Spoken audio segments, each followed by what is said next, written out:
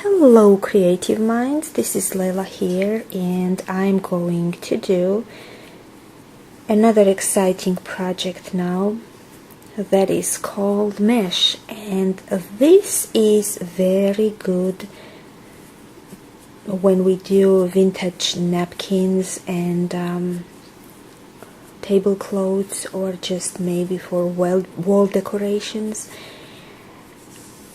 And here is the scheme right here, and I have 1 2 3 4 5 6 7 8 9 10 11 exactly the stitches. Ooh, I made it well.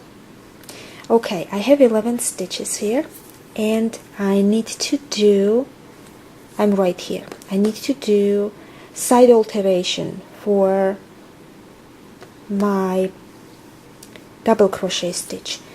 Side alteration for double crochet stitch is 3 chain stitches, and plus I have to have 1 chain stitch, this little darling cute here, because I need to create this kind of square. See how that already looks like a square?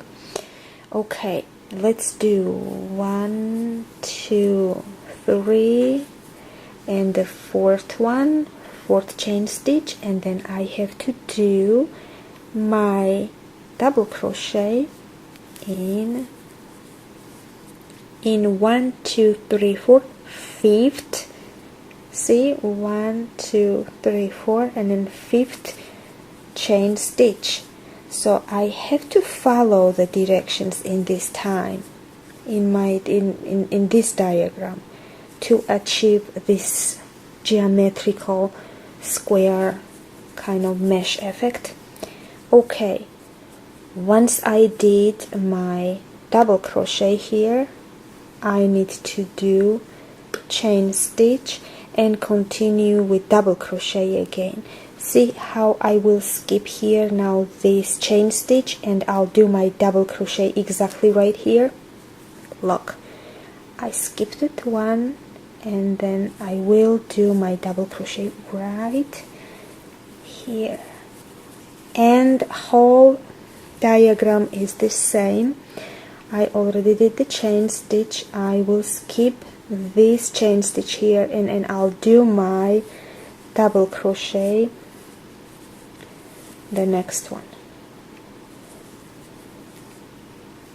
another chain stitch, and I'll skip here and I'll do my double crochet in the next one.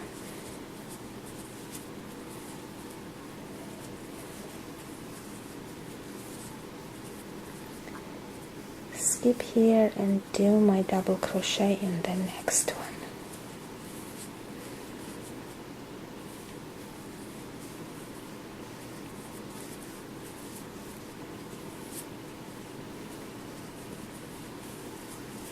Okay. Oh, I forgot. Let me show you this again. Very last stitch counts. Of course it counts. So we already have done chain stitch right here, and this one is made in very last stitch. This double crochet is made in very last stitch. Okay, see, this is my very last stitch. How do I know? I have this loose end here, and that's how I know that it is exactly the end. Okay, now I'm at the end. See, it already looks like a little mesh. Now we have to turn around. We cannot go continuously ahead, right? Okay, on our turn, we are on the row 3rd. We need to make 3 crochet stitches and 1 stitch for the mesh.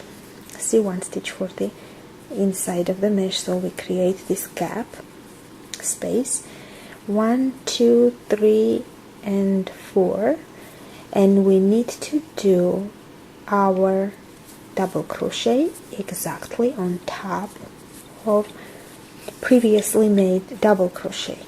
See? Okay, and same applies to the rest of the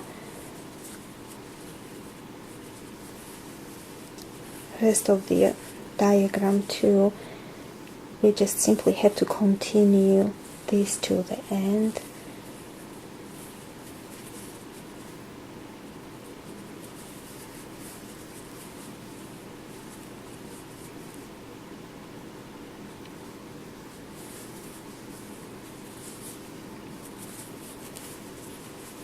And at the end, here, last stitch matters. We have to make our last stitch in here. See? Oops. Excuse me, made a boo-boo. No, I did not. I was right. Okay. Here we go.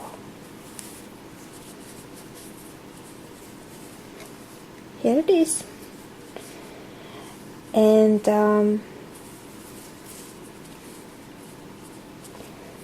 on our turn we are repeating again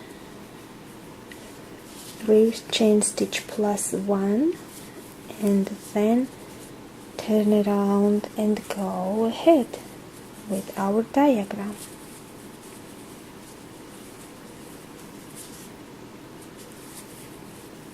Oops, sorry. Okay.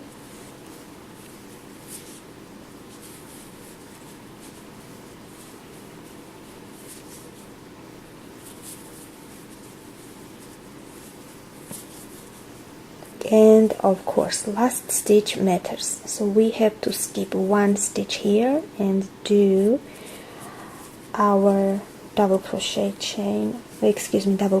stitch right here. Oh, look what happened, I missed my 1 chain stitch, so I have to go back and add this. Ay, Leila, you are not doing good job. Okay, here. Now I am feeling better. I corrected it, and here we go. That's what it is. Now